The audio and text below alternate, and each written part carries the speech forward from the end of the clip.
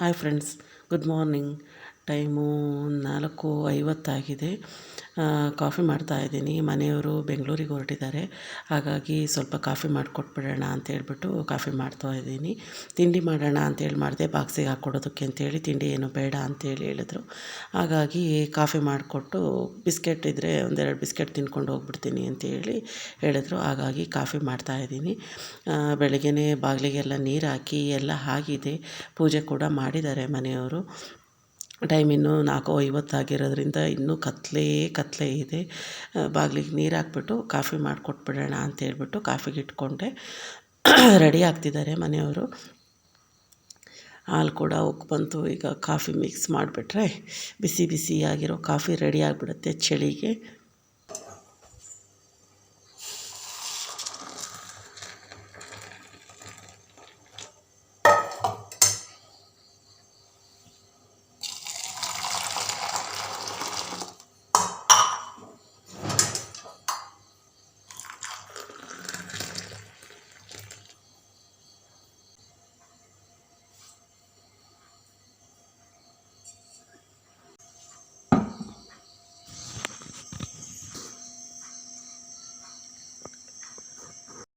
Coffee ಕುಡಿದು ಮನೆಯವ್ರು ಕೂಡ ಹೊರಟರು. 4 ಗಂಟೆಗೆ ಎದ್ದಿದ್ರು ಅವರು. ಬೆಳಗ್ಗೆ ಟೈಮ್ ನಾನೇನಾದ್ರು ಮಲಗಿದ್ರೆ ಎದ್ದೇಳ್ಸೋಕೆ ಹೋಗಲ್ಲ. ರಾತ್ರಿನೇ ಹೇಳಿರ್ತಾರಲ್ವ, ಬೆಳಗ್ಗೆ ಬೆಂಗಳೂರಿಗೆ ಹೋಗ್ತಾಯಿದ್ದೀನಿ ಅಂತ ಹೇಳ್ಬಿಟ್ಟು ಎಲ್ಲರೂ ಹೊರಗೆ ಹೋಗೋದಾದರೆ ಎದ್ದೇಳ್ಸೋದು ಕಡಿಮೆ. ಇವತ್ತು ನನಗೆ ಎಚ್ಚರಿಕೆ ಆಯಿತು. 4 ಗಂಟೆ ಅಷ್ಟೊತ್ತಿಗೆ ಎದ್ರಲ್ವ ಅವರು. ಎದ್ದಿದ ತಕ್ಷಣ ನನಗೂ ಎಚ್ಚರಿಕೆ ಆಯಿತು. ಬಂದು ಬಾಗಿಲಿಗೆಲ್ಲ ನೀರು ಹಾಕ್ಬಿಟ್ಟು ಎಲ್ಲ ಮುಂದ್ಗಡೆ ಎಲ್ಲ ಕ್ಲೀನ್ ಮಾಡಿ ಬಾಗಿಲಿಗೆಲ್ಲ ನೀರು ಹಾಕ್ಕೊಂಡೆ. ಅಷ್ಟರಲ್ಲಿ ಅವರು ಸ್ನಾನ ಎಲ್ಲ ಮುಗಿಸಿ ಫ್ರೆಶ್ ಅಪ್ ಆಗಿ ಬಂದ್ರಲ್ವ, ಕಾಫಿ ಮಾಡಿಕೊಟ್ಟೆ. ಕಾಫಿ ಕುಡ್ಕೊಂಡು ಈಗ ಹೊರಟರು.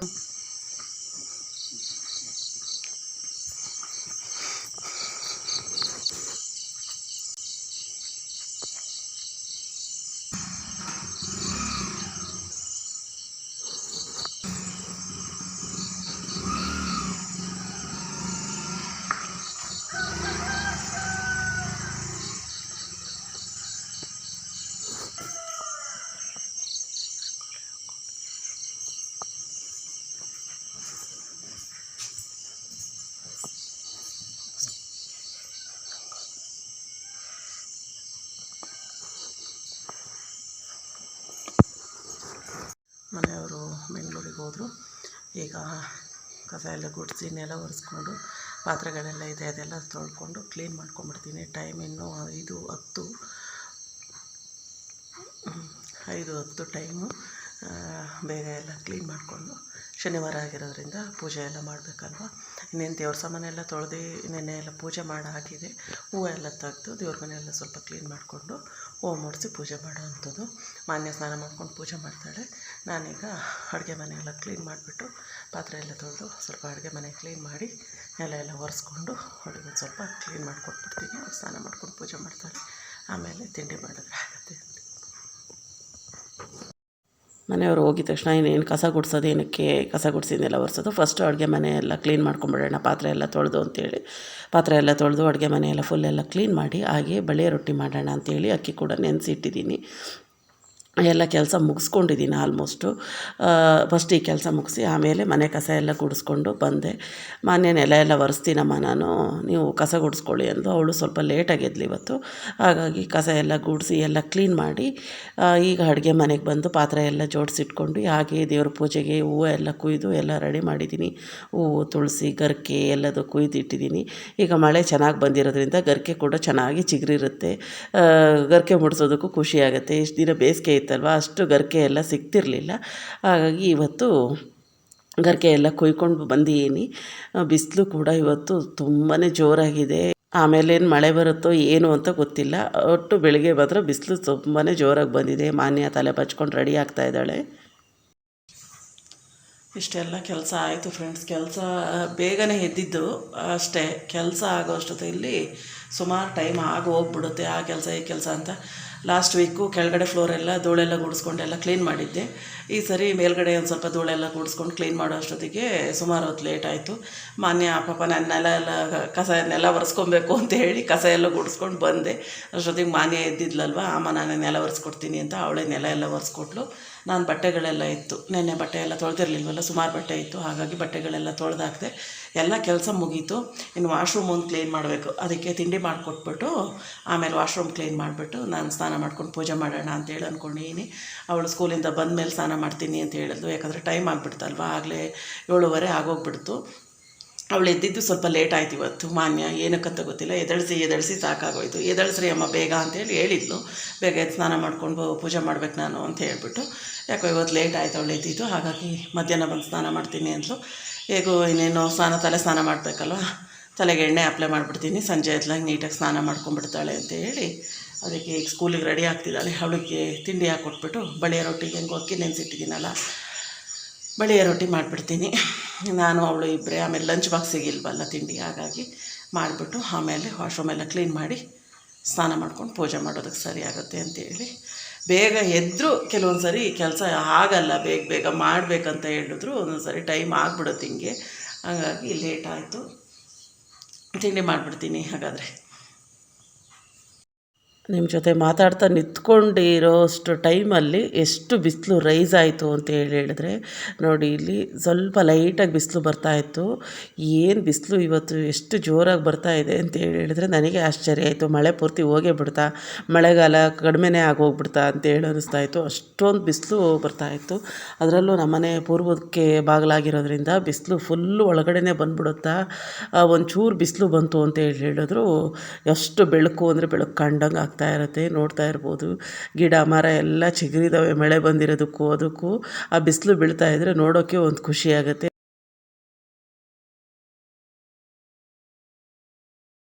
ಅಷ್ಟರಲ್ಲಿ ಅಕ್ಕಿ ಕೂಡ ರುಬ್ಬಿಟ್ಕೊಂಡೆ. ಇನ್ನೇನು ಸ್ವಲ್ಪನೇ ಅಕ್ಕಿ ಹಿಟ್ಟು ರುಬ್ಬಿಟ್ಟಿರೋದಲ್ವ ಅಂತೇಳ್ಬಿಟ್ಟು ಪಾತ್ರೆಗೇನು ಹಾಕ್ಕೊಳ್ಲಿಲ್ಲ, ಹಾಗೆ ಮಿಕ್ಸಿ ಜಾರಲ್ಲೇ ಇಟ್ಕೊಂಡಿದ್ದೀನಿ. ಸಣ್ಣ ಜಾರಲ್ಲೇ ರುಬ್ಬಿದ್ದೆ, ಮೀಡಿಯಮ್ ಜಾರಲ್ಲಿ. ಬಳಿಯ ರೊಟ್ಟಿ ಮಾಡಿಬಿಡೋಣ. ರಾತ್ರಿ ಸಾಂಬಾರು ಇತ್ತಲ್ವ, ತುಂಬಾ ಚೆನ್ನಾಗಾಗುತ್ತೆ ಆ ಸಾರಿಗೆ. ಮನೆಯವರು ಕೂಡ ಹೇಳ್ತಾಯಿದ್ರು ರೊಟ್ಟಿ ಆದರೆ ತುಂಬಾ ಚೆನ್ನಾಗಿರೋದು ಅಂತ. ರಾತ್ರಿ ಊಟ ಮಾಡೋ ಅಷ್ಟೊತ್ತಿಗೆ ಅವ್ರಿಗೆ ರೊಟ್ಟಿ ಅಂದರೆ ತುಂಬಾ ಫೇವ್ರೇಟ್ ಅಲ್ವ. ಹಾಗಾಗಿ ಆ ಥರ ಕಾಳು ಎಲ್ಲ ಹಾಕ್ಬಿಟ್ಟು ಮಿಕ್ಸ್ ವೆಜಿಟೇಬಲ್ ಸಾಂಬಾರು ಮಾಡಿದ್ರೆ ರೊಟ್ಟಿ ತುಂಬ ಇಷ್ಟಪಡ್ತಾರೆ ನಮ್ಮ ಮನೆಯಲ್ಲಿ. ಅದಕ್ಕೆ ರೊಟ್ಟಿ ಏನು ಮಾಡೋಕ್ಕೆ ಹೋಗಲಿಲ್ಲ, ಮನೆಯವರು ಇರಲಿಲ್ವಲ್ಲ. ಅವರು ಇಲ್ಲ ನಾನು ನೀನು ಇಬ್ಬರೇ ಅಲ್ವಾ, ಆಮೇಲೆ ಲಂಚ್ ಬಾಕ್ಸಿಗೂ ಇಲ್ಲ ಅಂತೇಳ್ಬಿಟ್ಟು ಬಳಿಯ ರೊಟ್ಟಿನೇ ಮಾಡೋಣ ಅಂತೇಳಿ ಮಾಡಿದ್ದು. ಸಾರು ಕೂಡ ಬಿಸಿಗೆ ಇಟ್ಕೊಂಡಿದ್ದೀನಿ. ಸಾಂಬಾರೇನು ಬಿಸಿ ಮಾಡಿರಲಿಲ್ಲ ಬೆಳಿಗ್ಗೆ ನಾನು. ಈಗ ತಿಂಡಿ ಮಾಡೋ ಟೈಮಿಗೆ ಬಿಸಿ ಮಾಡಿಕೊಂಡ್ರೆ ಆಯಿತು ಅಂತೇಳ್ಬಿಟ್ಟು ಬಿಸಿ ಮಾಡ್ತಾಯಿದ್ದೀನಿ. ಬಳಿಯ ರೊಟ್ಟಿ ಕೂಡ ತುಂಬಾ ಚೆನ್ನಾಗಿ ಬರ್ತಾಯಿತ್ತು. ನೋಡ್ತಾ ಇರ್ಬೋದು. ಸುಮಾರು ಜನ ಕೇಳ್ತೀರಾ ಬಳಿಯ ರೊಟ್ಟಿ ಹೆಂಗೆ ಮಾಡೋದು ಅಂತ. ನಾನು ಸುಮಾರು ಸರಿ ತೋರಿಸಿದ್ದೀನಿ ಬಳಿಯ ರೊಟ್ಟಿ ಯಾವ ರೀತಿ ಮಾಡೋದು ಅಂತೇಳ್ಬಿಟ್ಟು. ಹಳೆ ವೀಡಿಯೋಗಳೆಲ್ಲ ಇದೆ, ಬೇಕಾದರೆ ಚೆಕ್ ಮಾಡ್ಕೊಳ್ಳಿ. ಈಸಿಯಾಗಿ ಆರಾಮಾಗಿ ಮಾಡ್ಕೊಳ್ಬೋದು. ಹಾಗೆ ಕೂಡ ಹೇಳ್ಬಿಡ್ತೀನಿ ಒಂದು ಸರಿ.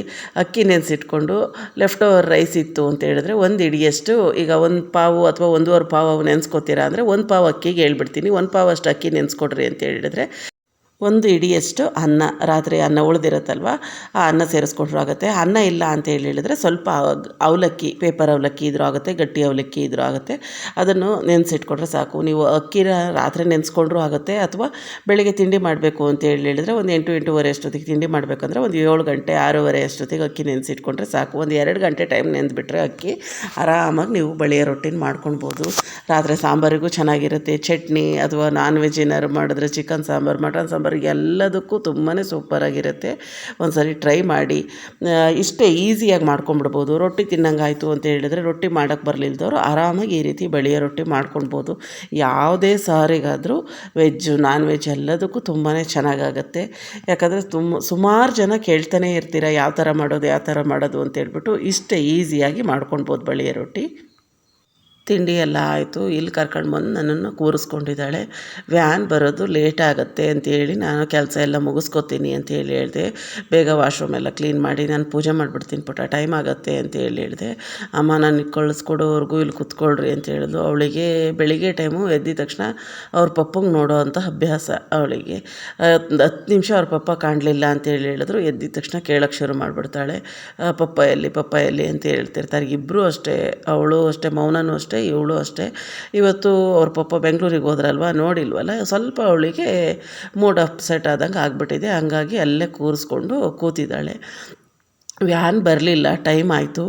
ಆಕಾಶವಂತೂ ಫುಲ್ಲು ಕ್ಲೀನ್ ಆ್ಯಂಡ್ ಕ್ಲಿಯರಾಗಿ ನೋಡೋಕ್ಕೆ ಒಂದು ಖುಷಿ ಆಗ್ತಾಯಿತ್ತು. ಇಷ್ಟು ದಿನ ಮೋಡ ಮೋಡ ಮೋಡ ಇತ್ತಲ್ವ, ಹಾಗಾಗಿ ಇವತ್ತು ಫುಲ್ಲು ಕ್ಲಿಯರ್ ಆಗಿದೆ. ಹಾಗಾಗಿ ಅಲ್ಲೇ ಕೂತ್ಕೊಂಡಿದ್ನಲ್ಲ, ಇನ್ನೊಂದು ಕ್ಲಿಪ್ಪಿಂಗ್ ತೊಗೊಂಡೆ.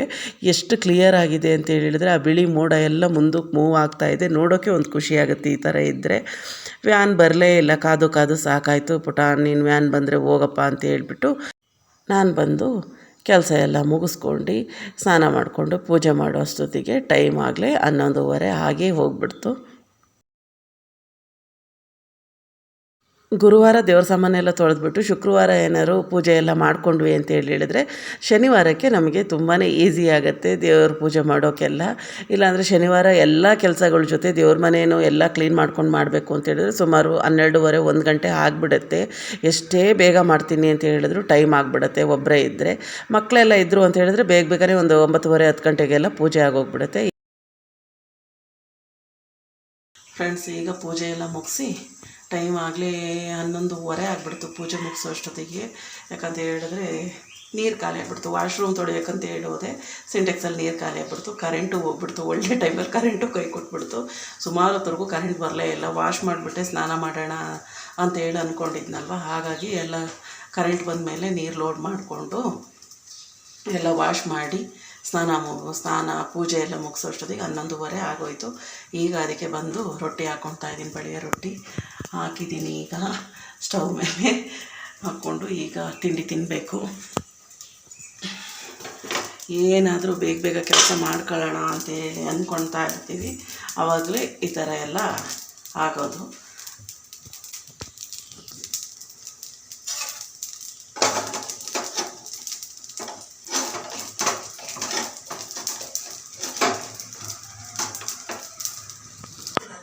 ತಿಂಡಿ ಹಾಕ್ಕೊಂಡು ಬಂದೆ ಫ್ರೆಂಡ್ಸ್. ಈಗ ತಿಂಡಿ ಮಾಡಿಕೊಂಡು ಟಿ ವಿ ನೋಡ್ತಾ ತಿಂಡಿ ತಿಂದ್ಬಿಡ್ತೀನಿ. ಎಲ್ಲ ಕೆಲಸ ಮುಗಿದ್ಮೇಲೆ ತಿಂಡಿ ತಿನ್ನಬೇಕಾದ್ರೆ ಎಷ್ಟು ನೆಮ್ಮದಿಯಾಗಿರುತ್ತೆ ಅಂತೇಳಿ ಹೇಳಿದ್ರೆ ಅಷ್ಟಿಷ್ಟಲ್ಲ. ತಿಂಡಿ ಮಾಡ್ಕೊಂಡು ಕೆಲಸ ಮಾಡೋದಕ್ಕೂ ಎಲ್ಲ ಕೆಲಸ ಮುಗಿಸಿ ತಿಂಡಿ ಮಾಡೋದಕ್ಕೂ ಇದೇ ವ್ಯತ್ಯಾಸ ಅಂತ ಅನಿಸುತ್ತೆ. ನೆಮ್ಮದಿಯಾಗಿ ತಿಂಡಿ ತಿಂತಾಯಿದ್ದೀನಿ ಟಿ ವಿ ನೋಡಿಕೊಂಡು. ಇದು ರಾತ್ರಿ ಅಡುಗೆಗೆ. ಮಧ್ಯಾಹ್ನ ಮತ್ತೆ ನಾನು ಯಾವುದೇ ರೀತಿ ವೀಡಿಯೋ ಮಾಡೋಕ್ಕೆ ಹೋಗಲಿಲ್ಲ, ಸ್ವಲ್ಪ ರೆಸ್ಟ್ ಮಾಡಿದೆ. ಆಮೇಲೆ ಮಾನ್ಯ ಕೂಡ ಮಧ್ಯಾಹ್ನಕ್ಕೆ ಮನೆಗೆ ಬಂದಿದ್ದರಿಂದ ಆರಾಮಾಗಿ ಒಂದು ಸ್ವಲ್ಪ ಟೈಮ್ ಸ್ಪೆಂಡ್ ಮಾಡಿದ್ವಿ ಇಬ್ಬರು. ಇಲ್ಲಿ ನೆನೆಸಿಟ್ಟಿರೋಂಥ ಅಲಸಂದೆ ಕಾಳು, ಅದನ್ನು ಒಂದು 2-3 ಸರಿ ವಾಶ್ ಮಾಡಿ ಇಟ್ಕೊಂಡಿದ್ದೀನಿ. ಮೊನ್ನೆ ನೆನೆಸಿಟ್ಟಿದ್ದು, ಹಾಗಾಗಿ ಫ್ರಿಜ್ಜಲ್ಲಿ ಇಟ್ಬಿಟ್ಟಿದ್ದೆ. ಸ್ವಲ್ಪ ನೀರು ಹಾಕ್ಬಿಟ್ಟು ಒಂದು 2-3 ಸರಿ ತೊಳೆದಿಟ್ಕೊಂಡಿದ್ದೀನಿ. ಸೊಪ್ಪು ತೊಳೆದಿಟ್ಕೊಂಡಿದ್ದೀನಿ. ಹಾಗೆಯೇ ಹಸಿಮೆಣ್ಸಿನ್ಕಾಯಿನೂ ಒಂದು 5-6 ಸಾಂಬಾರಿಗೆ ಹಾಕೋದಕ್ಕೆ ಅಂತೇಳ್ಬಿಟ್ಟು ತೊಗೊಂಡಿದ್ದೀನಿ. ಅದನ್ನು ಕೂಡ ವಾಶ್ ಮಾಡಿಕೊಂಡು ತೊಗರಿಬೇಳೆ ಹಾಗೆ ಅವರೆಬೇಳೆ ಟೊಮೆಟೊ ಇದಿಷ್ಟು ಸೇರಿಸ್ಕೊಂಡಿದ್ದೀನಿ. ಅದ್ರ ಜೊತೆನೇ ಹಸಿಮೆಣ್ಸಿನ್ಕಾಯಿನೂ ಬೇಯೋಕೆ ಹಾಕ್ಬಿಡೋಣ ಅಂತೇಳ್ಬಿಟ್ಟು ತೊಗೊಳ್ತಾ ಇದ್ದೀನಿ. ಒಂದು 5-6 ಹಸಿಮೆಣ್ಸಿನ್ಕಾಯಿ ಆದರೆ ಸಾಕಾಗತ್ತೆ. ಅದನ್ನು ವಾಶ್ ಮಾಡಿಕೊಂಡು ಬೇಳೆ ಜೊತೆ ಬೇಯಿಸ್ಕೊಂಬಿಡೋಣ ಅಂತ ಹೇಳ್ಬಿಟ್ಟು ಹಾಕ್ಕೊಳ್ತಾ ಇದ್ದೀನಿ. ಒಂದು ವಿಸಲ್ ಕೂಗಿಸ್ಕೊಂಡ್ರೂ ಆಗುತ್ತೆ, ಹಾಗೆ ಕೂಡ ಬೇಯಿಸ್ಕೊಳ್ಬೋದು. ಒಂದು ವಿಸಲ್ ಕೂಗಿಸ್ಕೊಳ್ಳೋಣ ಅಂಥೇಳಿ ಕುಕ್ಕರಿಗೆ ಬೇಳೆ, ನೀರು, ಟೊಮೆಟೊ, ಹಸಿಮೆಣ್ಸಿನ್ಕಾಯಿ ಎಲ್ಲ ಸೇರಿಸ್ಕೊಂಡಿದ್ದೀನಿ. ಪಕ್ಕದ ಸ್ಟವಲ್ಲಿ ಹಾಲು ಕೂಡ ಕಾಯೋಕೆ ಇಟ್ಕೊಂಡಿದ್ದೆ. ಬೇಗನೆ ಅಡುಗೆ ಮಾಡ್ತಾಯಿದ್ದೀನಿ ಇವತ್ತು. ಟೈಮ್ ಇನ್ನೂ 7:15 ಆಗಿತ್ತು. ಬೇಗನೆ ಅಡುಗೆ ಮಾಡಿಟ್ಬಿಡೋಣ ಅಂತೇಳ್ಬಿಟ್ಟು ಮಾಡ್ತಾಯಿದ್ದೀನಿ. ಅಲಸಂದೆ ಕಾಳು, ತೊಗರಿಬೇಳೆ, ಅವರೆಬೇಳೆ ಎಲ್ಲದನ್ನು ಸೇರಿಸ್ಕೊಂಡಿದ್ದೀನಿ. ಸ್ವಲ್ಪ ಉಪ್ಪು ಕೂಡ ಹಾಕ್ಕೊಂಡಿದ್ದೀನಿ. ಈಗ ಎಲ್ಲ ಮಿಕ್ಸ್ ಮಾಡಿಕೊಂಡು ಲಿಡ್ ಕ್ಲೋಸ್ ಮಾಡಿಬಿಟ್ಟು ಒಂದು ವಿಸಲ್ ಕೂಗಿಸ್ಕೊಂಡ್ರೂ ಆಗುತ್ತೆ, ಅಥವಾ ಒಂದು ಸ್ವಲ್ಪ ಹೊತ್ತು ಬಿಟ್ಟು ಆಫ್ ಮಾಡಿಬಿಟ್ರೂ ಆಗುತ್ತೆ. ಕರೆಕ್ಟಾಗಿ ಬೆಂದಿರುತ್ತೆ.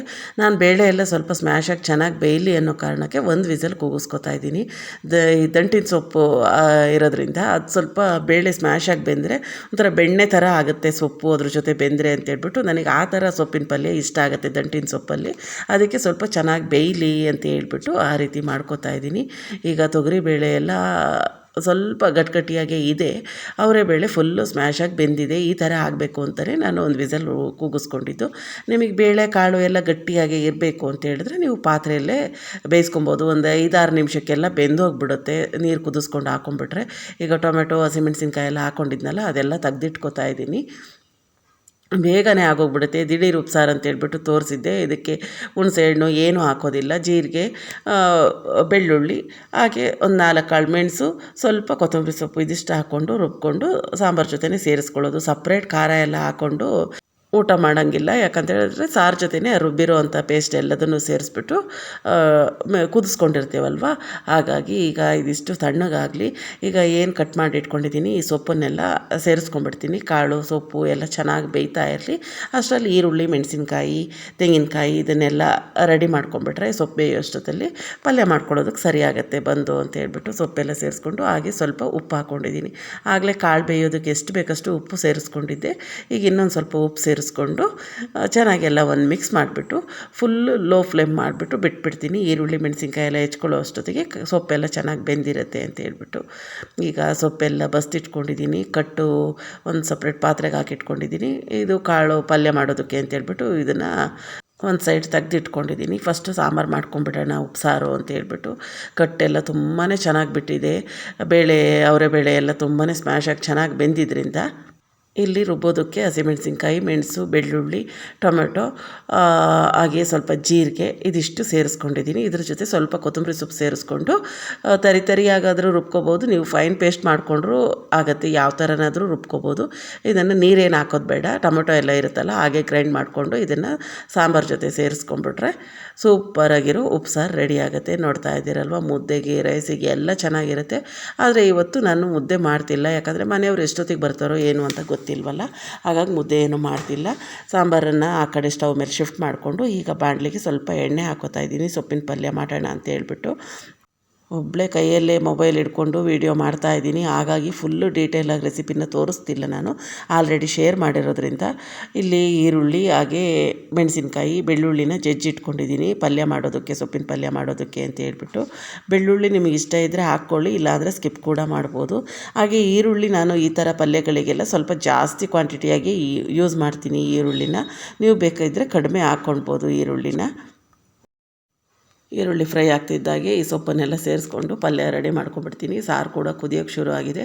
ಖಾರ ಹಾಕಿದ್ಮೇಲೆ ಒಂದು 5-6 ನಿಮಿಷಗಳ ಕಾಲ ಒಂದು ಮೀಡಿಯಮ್ ಫ್ಲೇಮಲ್ಲೇ ಕುದಿಸ್ಕೊಂಡ್ಬಿಟ್ರೆ ಸಾರು ಸೂಪರಾಗಿ ರೆಡಿ ಆಗುತ್ತೆ. ನೋಡ್ತಾ ಇರ್ಬೋದು ಎಷ್ಟು ಚೆನ್ನಾಗಾಗಿದೆ ಅಂತ ಹೇಳ್ಬಿಟ್ಟು. ಸಾರು ತುಂಬಾ ಟೇಸ್ಟಿಯಾಗಿ ಚೆನ್ನಾಗಿರುತ್ತೆ. ನಾನು ಒಂದಿನ ಆಕಸ್ಮಿಕವಾಗಿ ಮಾಡಿದ್ದು ಈ ಥರ, ನೋಡೋಣ ಮಾಡಿದ್ರೆ ಚೆನ್ನಾಗಾಗುತ್ತೆ ಅಂತ. ಅಂದರೆ ಬೆಳ್ಳುಳ್ಳಿ, ಮೆಣಸು, ಜೀರಿಗೆ ಎಲ್ಲ ಕುಟ್ಟಾಕ್ಬಿಟ್ಟು ಮಾಡ್ತಾಯಿದ್ವು ನಮ್ಮ ಮನೆಯಲ್ಲಿ. ಆ ಥರ ಮಾಡೋದು ಇದ್ದಿದ್ದೆ ಯಾವಾಗಲೂ. ಈ ಥರ ಒಂದು ಸರಿ ಟ್ರೈ ಮಾಡಿ ನೋಡೋಣ, ಯಾವಾಗಲೂ ಖಾರ ಹಾಕ್ಕೊಂಡೆ ಊಟ ಮಾಡಬೇಕಂತ ಏನಿಲ್ಲ, ಈ ಥರ ಮಾಡೋಣ ಅಂತೇಳಿ ಮಾಡಿದೆ. ತುಂಬ ಚೆನ್ನಾಗಿರುತ್ತೆ ಅಂತ ಹೇಳ್ಬಿಟ್ಟು ಈಗ ಖಾರ ಸಪ್ರೇಟಾಗಿ ರುಬ್ಬೋದಕ್ಕೆ ಹೋಗೋದಿಲ್ಲ ನಾನು. ದಿಢೀರಾಗಿ ಮಾಡ್ಕೋಬೇಕು ಉಪ್ಸಾರು ಅಂತೇಳಿ ಹೇಳಿದ್ರೆ ಹಸಿಮೆಣ್ಸಿನ್ಕಾಯಿ ಹಾಕ್ಬಿಟ್ಟು ಈ ರೀತಿನೇ ಮಾಡ್ಕೋತೀನಿ. ಒಣಗಿದ ಮೆಣಸಿನ್ಕಾಯಿ ಹಾಕ್ಬಿಟ್ಟು ಮಾಡಿದ್ರೆ ಒಂದು ಸ್ವಲ್ಪ ದಿನ ಖಾರ ಎಲ್ಲ ಇಟ್ಕೊಳ್ಬೋದು, ಚೆನ್ನಾಗಿರುತ್ತೆ. ಹಸಿಮೆಣ್ಸಿನ್ಕಾಯಿ ಖಾರ ಜಾಸ್ತಿ ದಿನ ಸ್ಟೋರ್ ಮಾಡೋಕ್ಕಾಗೋದಿಲ್ವಲ್ಲ, ಹಾಗಾಗಿ ಹಸಿಮೆಣ್ಸಿನ್ಕಾಯಿ ಬಳಸ್ಬಿಟ್ಟು ಉಪ್ಪೆಸರು ಖಾರ ಮಾಡೋದು ಬೇಡ ಅಂತ ಹೇಳ್ಬಿಟ್ಟು ಈ ರೀತಿ ರುಬ್ಬ ಹಾಕ್ಬಿಟ್ಟು ಮಾಡ್ಕೋತೀನಿ. ಈಗ ಸಾರು ಕೂಡ ಚೆನ್ನಾಗಿ ಕುದೀತಾ ಇದೆ. ಈಗ ಸಾಂಬಾರು ಆಯಿತು, ಇದನ್ನು ತೆಗ್ದಿಟ್ಬಿಟ್ಟು ಅನ್ನಕ್ಕೆ ಇಟ್ಕೊಂಡ್ಬಿಡ್ತೀನಿ. ಮುದ್ದೆ ಏನೂ ಮಾಡ್ತಿಲ್ಲ ಇವತ್ತು. ಮನೆಯವರು ಎಷ್ಟೊತ್ತಿಗೆ ಬರ್ತಾರೋ ಏನೋ ಅಂತ ಗೊತ್ತಿಲ್ಲ. ನೋಡೋಣ, ಅವ್ರೇನಾದ್ರು ಬೇಗ ಬರ್ತೀನಿ ಅಂತ ಹೇಳಿ, ಟ್ರೈನ್ ಏನಾದ್ರು ಬೇಗ ಬಂತು ಅಂತ ಹೇಳಿದ್ರೆ, ಫೋನ್ ಮಾಡಿದ್ರೆ ಬೇಗ ಬರ್ತೀವಿ ಅಂತ ಹೇಳಿದ್ರೆ ಮುದ್ದೆ ಮಾಡ್ಕೊಳ್ಳೋಣ ಅಂತ ಹೇಳ್ಬಿಟ್ಟು ಅನ್ನಕ್ಕೆ ಇಟ್ಕೊಂಡಿದ್ದೀನಿ. ಹಾಗೆ ಸ್ಟವ್ ಎಲ್ಲ ಒಂಚೂರು ಒರೆಸಿ ಹಂಗೆ ಕ್ಲೀನ್ ಮಾಡ್ಕೊಂಡ್ಬಿಡ್ತೀನಿ. ಬೆಳಿಗ್ಗೆ ಎದ್ದು ಎಲ್ಲ ಸ್ಟವ್ ಕ್ಲೀನ್ ಮಾಡ್ಕೊಳ್ಳೋದು ಇದ್ದೇ ಇರುತ್ತೆ. ಆದರೂ ಅಡುಗೆ ಆದಾಗ ಅದೊಂದು ಅಭ್ಯಾಸ ಆಗೋಗ್ಬಿಟ್ಟಿದೆ. ಸ್ಟವ್ ಎಲ್ಲ ಒಂದು ಸರಿ ಹಿಂಗೆ ಒರೆಸ್ಕೊಂಡ್ಬಿಟ್ಟು ಎಲ್ಲ ಕ್ಲೀನ್ ಮಾಡ್ಕೊಂಬಿಡೋದು ಒಂದು ಅಭ್ಯಾಸ. ಎಲ್ಲ ಕ್ಲೀನ್ ಮಾಡಿಕೊಂಡು ಇಟ್ಕೊಂಡಿದ್ದೀನಿ. ಸೂಪರಾಗಿ ಪಲ್ಯ ರೆಡಿ ಆಯಿತು, ಹಾಗೆ ಸಾರು ಕೂಡ ರೆಡಿಯಾಗಿದೆ. ಇನ್ನು ಅನ್ನ ಒಂದು ಆಗಿಬಿಟ್ರೆ ಅಡುಗೆ ಆಯಿತು ಅಂತೇಳಿ. ಸ್ವಲ್ಪ ಮಳೆ ಕೂಡ ಬರ್ತಾಯಿದೆ ಸಣ್ಣಕ್ಕೆ, ಚಳಿ ಆದಾಗ ಆಗ್ತಾಯಿದೆ. ಬಿಸಿ ಬಿಸಿಯಾಗಿ ಉಪ್ಸಾರು ಅಡುಗೆ ಎಲ್ಲ ರೆಡಿ ಆಯಿತು. ಸ್ವಲ್ಪ ಪಾತ್ರೆಗಳಿದೆ, ಹಾಗಾಗಿ ಪಾತ್ರೆಗಳು ತೊಳ್ಕೊಂಬಂದು ಇಟ್ಕೊಂಬಿಡೋಣ ಅಂತೇಳಿ ಇಟ್ಕೋತಾ ಇದ್ದೀನಿ. ಹಾಗೆ ಇಲ್ಲಿ ಹಾಲಿನ ಕೆನೆ ತೆಗ್ದಿಟ್ಟಿದ್ದೀನಿ. ಬೆಳಿಗ್ಗೆ ಬೆಣ್ಣೆ ಕಡಿಯೋಣ ಒಂದು ಸ್ವಲ್ಪ ಅಂತೇಳಿ ಅಂದ್ಕೊಂಡಿದ್ದೀನಿ. ಹಾಗಾಗಿ ಫ್ರಿಜ್ಜಲ್ಲಿತ್ತಲ್ವ ತೆಗ್ದು ಇಟ್ಕೊಂಡಿದ್ದೀನಿ. ಸ್ವಲ್ಪ ನಾರ್ಮಲ್ ಟೆಂಪ್ರೇಚರಿಗೆ ಬರಲಿ ಅಂತೇಳ್ಬಿಟ್ಟು ಐಸ್ ಬಾಕ್ಸಲ್ಲಿ ಇಟ್ಟಿರ್ತೀನಲ್ವ, ಗಟ್ಟಿ ಆದಾಗ ಆಗ್ತಿರುತ್ತೆ. ಪಾತ್ರೆ ಎಲ್ಲ ತೊಳ್ಕೊಂಡು ಬರೋ ಅಷ್ಟೊತ್ತಿಗೆ ರೈಸ್ ಕೂಡ ಆಗಿತ್ತು. ಮಾನ್ಯ ಬೈಂಡ್ ಆಗ್ತಾ ಕೂತಿದ್ಲಲ್ವ, ರೈಸ್ ಆಯಿತು ಅಂತ ಹೇಳಿದೆ. ಬಿಸಿ ಬಿಸಿಯಾಗಿ ಉಪ್ಸಾರು, ಅನ್ನ ಹಾಗೆ ಪಲ್ಯ ಹಾಕ್ಕೊಂಡು ಊಟ ಮಾಡಿದ್ಲು. ಅಮ್ಮ ಚೆನ್ನಾಗಿದೆ ಅಂತ ಹೇಳ್ಬಿಟ್ಟು ತುಂಬ ಖುಷಿಯಾಗಿ ಊಟ ಮಾಡೋದು. ಉಪ್ಸಾರು ಅಂದರೆ ತುಂಬ ಇಷ್ಟ ಆಗುತ್ತಲ್ವ ಮನೆಯಲ್ಲಿ ಎಲ್ಲರಿಗೂ, ಹಾಗಾಗಿ ಖುಷಿಯಾಗಿ ಊಟ ಮಾಡಿದ್ಲು. ಮನೆಯವರು ಇನ್ನೂ ಬಂದಿರಲಿಲ್ಲ, ಮೋಸ್ಟ್ಲಿ 10 ಗಂಟೆ ಆಗ್ಬೋದು ಅಂತ ಹೇಳಿ ಫೋನ್ ಮಾಡಿದರು. ಹಾಗಾಗಿ ಮುದ್ದೆನೂ ಏನು ಮಾಡೋಕ್ಕೆ ಹೋಗಲಿಲ್ಲ ನಾನು. ಮನೆಯವರು ಕೂಡ ಈಗ 10 ಗಂಟೆ ಆಗಿತ್ತು, ಈಗ ಬಂದರು ಬೆಂಗಳೂರಿಂದ. ಹಾಗೆ ಕಮೆಂಟ್ ಮಾಡಿದರು, ಯಾವ ಊರು ಅಂತೇಳ್ಬಿಟ್ಟು. ತುಂಬ ಜನ ಇದೇ ಪ್ರಶ್ನೆ ಕೇಳ್ತಿರ್ತಾರೆ. ಆದರೆ ಇವರು ಕರೆಕ್ಟಾಗಿ ಗೆಸ್ ಮಾಡಿದ್ದಾರೆ. ಲಕ್ಕವಳ್ಳಿ, ತರೀಕೆರೆ ಮಧ್ಯದಲ್ಲೇ ನಮ್ಮೂರು ಇರೋವಂಥದ್ದು. ಪಬ್ಲಿಕ್ ಪ್ಲ್ಯಾಟ್ಫಾರ್ಮ್ ಆಗಿರೋದ್ರಿಂದ ನಾವಿದರಲ್ಲಿ ಊರ ಹೆಸರು ಹೇಳೋದಷ್ಟು ಸರಿ ಇರಲ್ಲ ಅಂತ ಅನಿಸುತ್ತೆ. ನೀವು ಗೆಸ್ ಮಾಡಿದ್ದಕ್ಕೆ ಥ್ಯಾಂಕ್ ಯು. ಹಾಗೆ ಇನ್ನೊಬ್ಬರು ಭದ್ರಾವತಿಯಿಂದ ಅವರಿಗೆ ನಮ್ಮ ವ್ಲಾಗ್ ಅಂದರೆ ತುಂಬ ಇಷ್ಟ ಆಗುತ್ತೆ ಅಂತೇಳಿ ಕಮೆಂಟ್ ಮಾಡಿದರು. ನನಗೂ ತುಂಬಾ ಖುಷಿ ಆಯಿತು, ಭದ್ರಾವತಿಯಿಂದ ನಮ್ಮ ವ್ಲಾಗನ್ನು ನೋಡ್ತಾ ಇದ್ದೀರಾ ಅಂತೇಳ್ಬಿಟ್ಟು.